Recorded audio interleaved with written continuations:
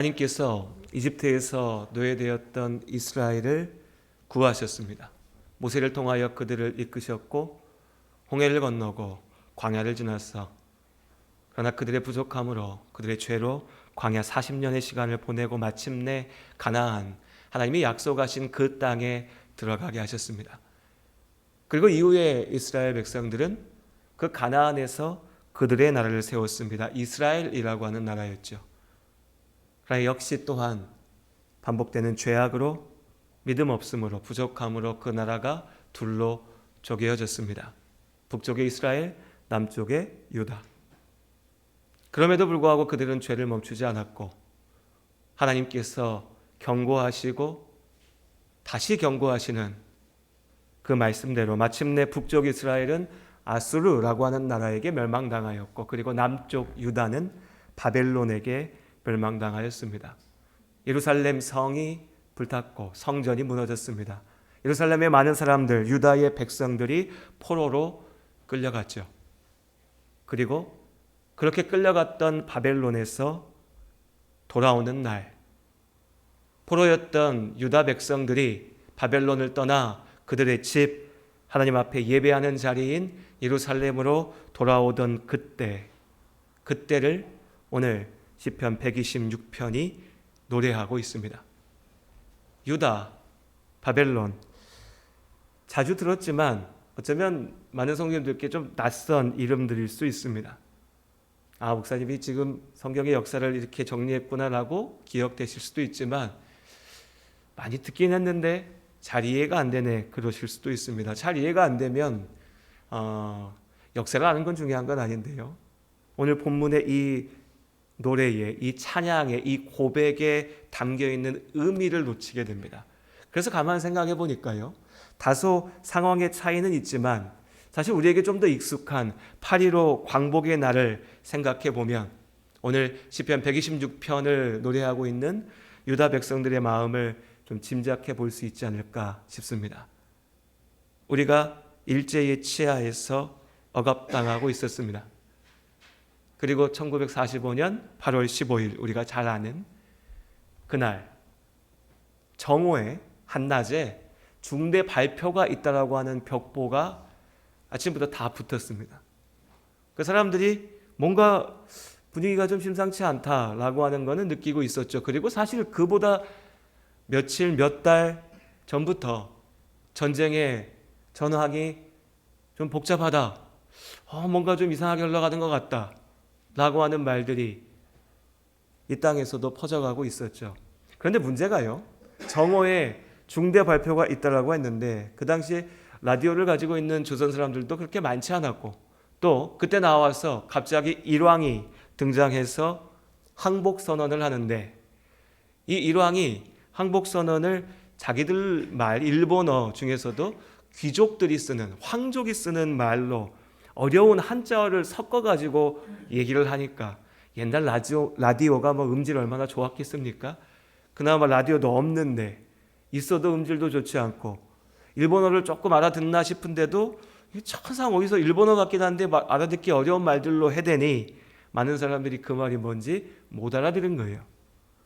그래서 8월 15일 그날은 그저 조용하고 차분했다 합니다. 물론 일본인들은 알았겠죠. 그리고 관공서에 있는 사람들, 유력 인사들은 무슨 말인지 알았지만 대부분의 시민들은 무슨 일이 벌어지는지 알지 못했다고 합니다. 웅성웅성했겠죠. 저녁에, 밤에 집에 돌아가서 사람의 입과 입을 통하여서 말이 퍼져가기 시작합니다. 일본이 망했다, 조선이 독립했다. 그리고 그 다음날 8월 16일 형무소에 갇혀 있었던 독립운동가들이 석방되기 시작합니다. 이제 분명해졌죠. 대한이 독립했다, 광복하였다. 사람들이 몰려들기 시작합니다. 독립만세를 외치기 시작하고, 태극기는 당연히 없었겠죠. 일장기를 뜯어서 거기에 덧칠을 해서요, 우리 생각해보면 그렇지 않습니까? 일장기에 선만 몇 개 긋고 색칠하면 태극기잖아요. 일장기에 덧칠해서 만든 태극기가 서울 시내 그리고 조선 땅 여기저기에 걸렸습니다.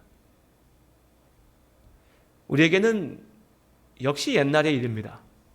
우리가 다 알지 못하죠. 하지만 그때의 그 기쁨과 감격을 어느 정도는 짐작할 수 있습니다. 얼마나 기뻤을지, 얼마나 감격했을지. 누군가는 당황했을 것이고 놀랐을 것이고 뭘 어떻게 해야 되나 싶은 마음도 있었을 것이고, 일단 만세를 외치기 시작하니까 너무나 기뻐서 감격에 차서 눈물을 흘리며 온 사방을 뛰어다니며 부둥켜 안고 그렇게 기뻐했던, 즐거워했던 그날이 조선 광복의 날이었습니다. 유다 백성들이 바벨론에서 해방되는 그날 역시도 그랬습니다. 유다 백성들이 자기들이 군대를 키워서 전쟁을 벌여서 이겨서 나아간 것은 아니었습니다. 바벨론은 너무나 큰 나라였죠. 포로로 끌려온 사람들이 할 수 있는 건 아무것도 없었습니다.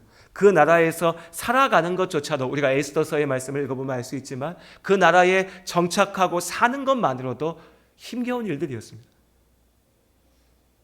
그런데 그 강성한 바벨론, 영원히 무너지지 않을 것 같았던 그 바벨론이 무너졌습니다. 페르시아라고 하는 나라가 등장하였고 순식간에 바벨론을 무너뜨렸죠. 그리고 그 페르시아의 왕이었던 고레스가 조서, 명령을 내립니다. 유다 백성들을 고향 예루살렘으로 돌려보내라. 그것이 하나님의 뜻이다. 그것으로 돌아가서 예배하게 하라. 상상하지 못할 일이었습니다. 이방의 왕이 하나님의 이름을 이야기하면서 유다 백성들에게 자유를 주고 돌아가게 하는 것. 그렇다고 마냥 갑자기 일어난 일은 아니었습니다. 기억을 되돌려 보면요, 하나님의 심판으로, 성경은 분명하게 이스라엘 멸망의 이유를 이야기합니다. 그들이 하나님 앞에 죄를 범하였기에 하나님께서 그들을 치신다.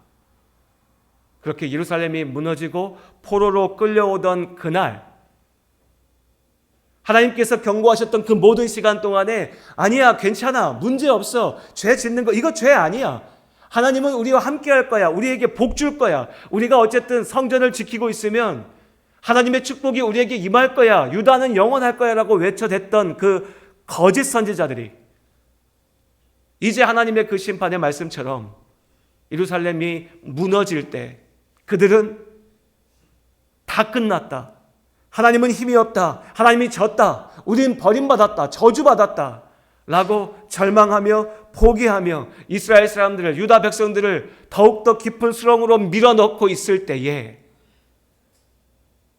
오히려 유다가 괜찮을 때 왜 듣기 싫은 소리 하냐, 회개하라라고 외치면서 사람들에게 미움받고 맞고 감옥에 갇혔던, 참으로 하나님의 선지자였던 이들이 하나님의 말씀을 선포하죠. 하나님께서 죄로 인하여 너희를 치시나 하나님께서 너희를 버리지 않으신다. 우리를 지키실 것이다. 우리를 회복시키실 것이다. 70년의 시간이 지나면 하나님이 우리를 다시 이 땅으로 인도하시고 예루살렘에서 하나님 앞에 예배하게 하실 것이다. 약속하셨습니다.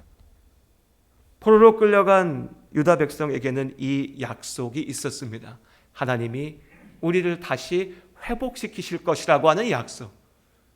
우리가 영원히 하나님 앞에서 버림받는 것이 아니라고 하는 그 약속이요. 그 약속을 가지고서 바벨론에 끌려가서 포로로 살아야 됐습니다. 포로로 사는 삶은 당연히 편치 않았습니다. 너무 당연한 거죠. 우리가 나름의 계획을 가지고요, 꿈을 가지고 무언가를 이루기 위해서 나아가서라도 외국에 나아가서 산다는 게 그렇게 쉽지 않습니다. 말이 통하지 않고 문화도 다르고 내 기반이 없는 자리에 가서 아무리 제도가 잘 돼 있고 내가 가진 게 많아도 타향에 가서 산다는 게 쉽지 않다고요. 우리 다 알고 있습니다. 한국 땅에서만 봐도 마찬가지 아닙니까? 전라도 살던 사람이 경상도 서울 가서 사는 것, 또 경상도 서울 살던 분들이 전라도 와서 사는 것, 서울 가서 사는 것, 어렵습니다. 불편함이 있죠.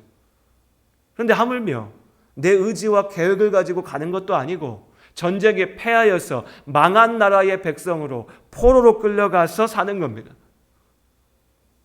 얼마나 많은 어려움이, 서름이, 눈물 흘릴 일이, 고통이, 아픔이 있었을지, 끌려가는 동안에 아파하고 죽어가는 자들이 있었고, 끌려간 바벨론에서 무시당하고 착취당하는 자들이 있었습니다. 바벨론에서의 삶은요, 고된 삶 그 자체였습니다.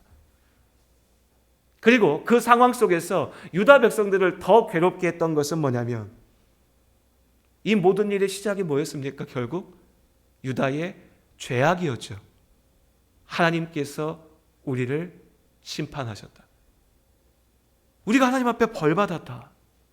우리가 하나님께 버림받았다라고 하는 두려움. 그래서 바벨론에서 유다 백성들은 절망하며 괴로워하며 아파하며 버텨내야 됐습니다. 그 가운데 그들을 지켜줬던 한 가지는 하나님의 약속이었죠. 앞서 말씀드렸던 하나님의 약속. 내가 너희를 회복시킬 것이다. 자, 그런데 여러분 한번 생각해 보십시오. 자, 내가 지금 이 상황에 있다라고 한번 생각해 보십시오. 내가 포로로 끌려왔고, 내가 고된 인생 속에 있고, 하나님이 지켜주실 거야 라고 생각했는데 그 나라는 망하였고, 나에게 있는 건 단 한 가지 하나님의 약속뿐입니다. 내가 너희를 분명히 회복시킬 것이다. 그런데 70년이에요. 70년. 그 날이 오기 전에 내가 죽을 수도 있습니다. 아니요, 아마 죽을 겁니다. 죽고 난 이후에 나의 자녀들, 나의 자식들은 예루살렘으로 돌아갈 수 있을 건가? 갈 수 있으면 그나마 다행인데 정말 그런 일이 일어날 수 있을까? 하나님은 약속하셨지만 그 약속대로 이루어질까? 의심과 두려움. 우린 이미 버림받은 것 아닌가? 하나님이 약속은 하시지만 지키지 않으신 것이 아닌가? 아니, 하나님은 없는 게 아닌가? 온갖 생각들이 유대인들의 마음을 어지럽게 했을 겁니다. 특히나 삶의 현실이 고단하고 괴로우니 더욱더 큰 시험이고 도전이었겠죠. 그 가운데 눈치 빠른 사람들은 야, 약속이고 뭐고 모르겠고 바벨론 끌려왔으니까 여기서 어떻게든 빨리 잘 살아야지, 여기서 자리 잡고 살아야지 라고 하면서 빠르게 바벨론의 삶에 동화되어 갔을 겁니다. 거기서 잘 사는 게 인생의 모든 목적이었겠죠. 또 마음이 약한 사람들은 절망하면서 무너졌을 겁니다. 여기 와서 무슨 소망이 있냐? 70년의 시간 그거 어떻게 기다리냐? 하나님이 뭐 어떻게 하겠냐? 그렇게 저마다 어떻게든 살려고 발버둥치든지 아니면 모르겠다, 될 대로 되라고 포기하면서 절망하든지 그렇게 무너졌을 때 끝내 하나님의 약속을 믿음으로 붙잡았던 사람들도 있었습니다. 믿음의 남은 자들, 하나님의 사람들, 그리고 그들의 경험을 오늘 시편 126편에서는 하나의 표현으로서 얘기합니다. 우리 5절 말씀 우리 함께 같이 읽어볼까요? 시편 126편 5절 함께 한 목소리 읽겠습니다. 눈물을 흘리며 씨를 뿌리는 자는 기쁨으로 거두리로다. 아멘. 눈물을 흘리며 씨를 뿌리는 자, 눈물을 흘리며 씨를 뿌리는 자. 바벨론에서 끌려간 그 땅에서 하나님의 약속을 믿음으로 살아냈던 이들은 오늘 말씀 그대로 눈물을 흘리며 씨를 뿌리는 자였습니다. 눈물을 흘리며 씨를 뿌리는 삶. 씨 뿌린다고 하는 것이 어떻습니까, 여러분? 왜 씨를 뿌리죠? 열매를 거두려고 씨를 뿌립니다. 너무 당연한 거죠. 아무 이유 없이 씨 뿌리지는 않죠. 열매를 보기 위해서, 내가 그 끝에 수확하기 위해서 씨를 뿌립니다. 근데 여기서 문제는 항상 씨를 뿌리자마자, 심자마자 싹이 트고 열매가 맺는 것이 아니라는 거죠. 이게 우리를 힘들게 합니다. 인생에서 그렇죠. 내가 무언가 했으면 바로 결실이 돌아오면 얼마나 좋을까요? 뭐 꼭 농사 짓는 것뿐만 아니라 우리 사회에 이제 농사 짓는 분들 수가 많지는 않으니까 모든 일이 다 그렇죠. 내가 투자했더니 이렇게 결실이 빨리 돌아오고, 내가 무언가 열심히 해봤더니 성취가 나한테 바로 돌아오고, 이러면 얼마나 좋겠습니까?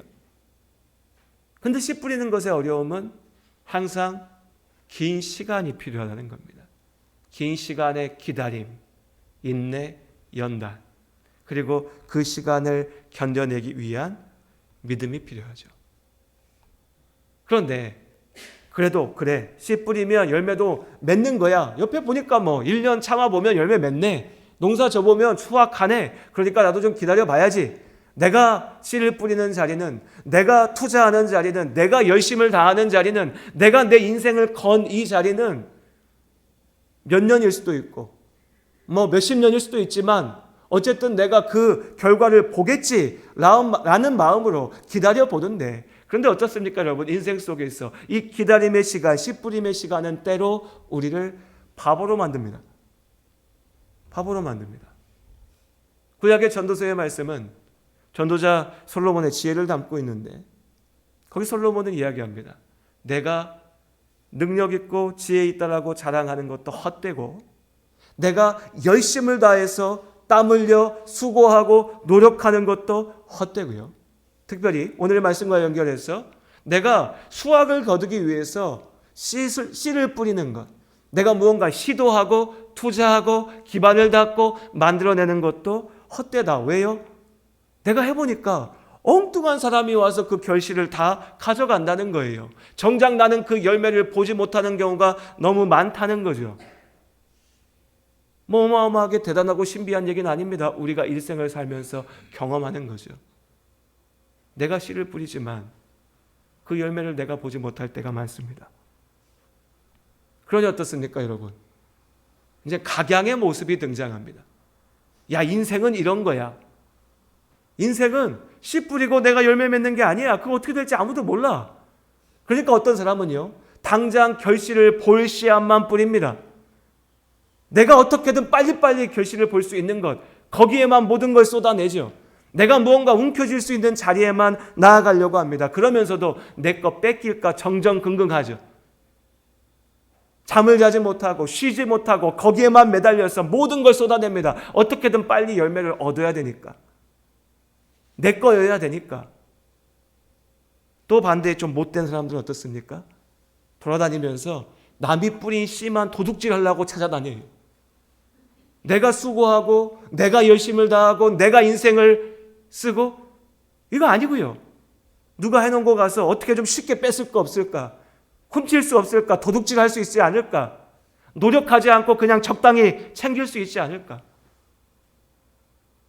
어떤 사람들은 이러나 저러나 어차피 답이 없으니까 포기해버리죠. 될 대로 되라. 즐기며 살자. 그냥 어떻게든 되겠지. 아니면 뭐 인생 뭐 있냐, 이거 뭐 해보니까 끝장이네. 그게 많은 사람들이 세상을 살아가는 방법이죠. 그런데 여러분, 그 속에서 어쩌면 우리가요, 가장 중요한 것을 착각하고 있는지 모릅니다. 중요한 것은 내가 어떤 씨를 뿌릴 것인가입니다. 내 삶으로 내가 이루어야 될 것이 무엇인가? 내 인생이 걸어가야 될 길의 방향은 무엇인가? 내 삶에서 내가 얻어야 낼 열매는 무엇인가? 그리고 그걸 누가 주시는가? 사람들은 그걸 착각합니다. 그러니 기껏해서 내 눈에 보기 좋은, 내 욕심대로 얻고 싶은 그 씨앗만 얼른 뿌리고 얼른 결실 얻고, 어떻게 하면 훔쳐볼까? 어떻게 하면 적당히 살까? 그러나 결국은 솔로몬이 바라본 그 삶의 모습에서 벗어나지 못하죠. 허망하고 헛되고 부질없는 것들 속에서. 우리가 뿌려야 될 씨, 그 씨는 세상 가운데 세상의 욕망과 죄악으로 뿌려지는 씨앗이 아닙니다. 예수께서 우리에게 명령하신 하나님 나라의 씨앗, 예수 그리스도의 복음, 하나님의 일, 하나님께서 나에게 맡기신 나의 삶, 그 자체의 의미입니다. 쉽지는 않습니다, 여러분. 오늘 말씀 그대로 눈물로 뿌리는 씨죠. 믿음에 남은 사람들은 바벨론에서 그렇게 살았습니다. 오해는 하지 마십시오. 복음의 씨를 뿌려야 된다고 하니까 내가 직장 일도 안 해야 되고 일도 열심히 안 해야 되고 돈 버는 일도 안 해야 되고 막 가서 전도만 하고 다녀야 되나? 그 말이 아닙니다. 유다 백성들은 끌려간 그 자리 바벨론에서 살았습니다. 먹고 살기 위해서 땀 흘려 일해야 됐고요. 사람들을 만나야 됐고요. 헌신해야 됐습니다. 우리가 하는 똑같은 고민들을 그들도 했습니다. 때로는 몸이 아파서 괴로워했고 때로는 마음이 아파서 슬퍼했습니다. 사람들 속에서 살아남기 위해서, 견뎌내기 위해서 괴로워했죠. 그런데 그 모든 시간들 동안 그들의 마음 속에는 변치 않는 씨가 있었습니다. 하나님께서 주신 약속의 씨앗.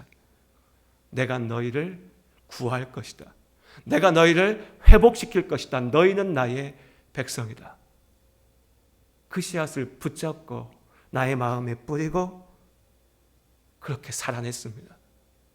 눈물로 씨를 뿌리며 눈물로 그 약속을 선포하고 나누고 서로를 격려하고 위로하면서 그들은 그렇게 바벨론에서 살아냈습니다. 그리고 그 결과 유다 백성들의 모습을 보면서 그들이 기뻐 뛰며 춤추며 찬양하는 오늘 1절 말씀처럼 우리가 꿈꾸는 것 같았다. 마침내 그 약속의 날이 우리에게 왔을 때에 그들을 바라보는 모든 이들이 여호와께서 그들을 위하여 큰 일을 행하셨다. 저 유대인들의 하나님이 참 하나님이시고 그 하나님이 그들을 구하셨다. 하나님께서 그 약속대로 이루셨습니다. 눈물로 씨를 뿌렸더니요 기쁨으로 큰 단을 거두었습니다. 기쁨으로 거두었습니다. 그것이 하나님께서 그들에게 주시는 축복이었습니다. 눈물로 씨를 뿌리니 너희가 그 열매를 풍성히 보리라. 유다 백성의 이야기, 옛날에 우리 조선시대 사람들의 이야기가 아닙니다. 오늘을 살아가는 우리의 이야기입니다. 예수님께서 비유로 많이 말씀하셨죠. 내가 씨를 뿌렸다. 하나님께서 우리에게, 우리의 마음속에, 우리의 영혼 가운데 복음의 씨를 뿌리셨습니다. 우리는 그 씨앗을 붙잡고 또한 우리도 그 씨를 뿌리며 전하며 살아갑니다. 쉽지는 않습니다. 말 그대로 눈물을 흘리며 씨 뿌리는 자의 삶입니다. 그러나 그 끝에 우리 앞에 있을 길의 마지막을 우리는 알고 있습니다. 기쁨으로 단을 거두리로다. 약속하신 그대로 예수께서 우리 가운데 다시 오실 것을 믿습니다. 하나님께서 약속하신 그대로 하나님의 소망 가운데 그 영원한 생명 가운데 우리가 있음을 믿습니다. 그 소망을 마음에 품고 오늘 하나님이 나를 세우신 그 자리에서 나에게 뿌리라 하신 그 하나님 나라의 씨앗을, 복음의 씨앗을 나의 마음 가운데, 나를 보내신 그 믿음의 사람들 가운데, 하나님을 알지 못하는 세상 가운데 하나님의 일을 이루기 위하여 나아가는 주님의 일꾼된 우리들이기를 원합니다. 우리 시간 시편 126편의 말씀 1절부터 6절까지의 말씀을 함께 읽고 말씀을 마치도록 하겠습니다. 우리 함께 본문이 좀 길 수 있지만 우리 찬찬히 한 절씩 함께 읽지요. 1절부터 6절까지 우리의 노래이길 원합니다. 우리를 위하여서 이스라엘이 먼저 외쳤던 노래, 하나님의 약속의 선포입니다. 우리 함께 1절부터 6절까지 다 함께 한 목소리로 읽겠습니다. 여호와께서 시온의 포로를 돌려보내실 때에 우리는 꿈꾸는 것 같았도다. 그때에 우리 입에는 웃음이 가득하고 우리 혀에는 찬양이 찼었도다. 그때에 문 나라 가운데에서 말하기를 여호와께서 그들을 위하여 큰 일을 행하셨다 하였도다. 여호와께서 우리를 위하여 큰 일을 행하셨으니 우리는 기쁘도다. 여호와여 우리의 포로를 남망 시내들 같이 돌려보내소서. 눈물을 흘리며 씨를 뿌리는 자는 기쁨으로 거두리로다. 울며 씨를 뿌리러 나가는 자는 반드시 기쁨으로 그 곡식단을 가지고 돌아오리로다. 아멘.